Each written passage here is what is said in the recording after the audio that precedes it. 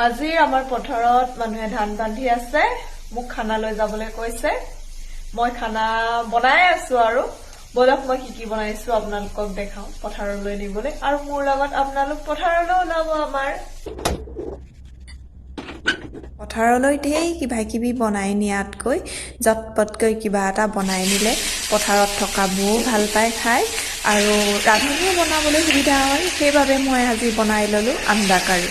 এয়া আন্দা কাৰী প্ৰায় শেষ হৈছে আৰু মই ভৰাই ললো আৰু লৰালৰিকৈ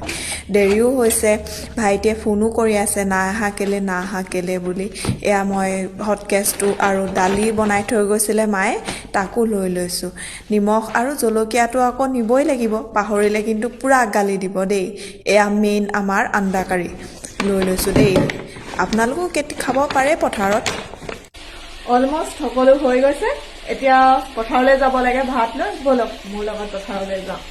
এয়া মই যাবলৈ ওলাই বস্তুখিনি লৰালৰিকৈ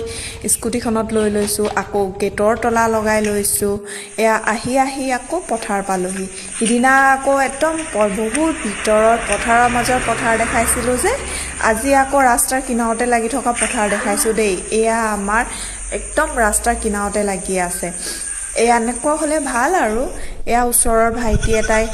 ধানবিলাক আনি ৰাস্তাৰ কিনাৰত গোটাই থৈছে অলপ পাছত গাড়ী আহিব লৈ যাব মই আকৌ ছাগলী খেদাই আছিলো দেই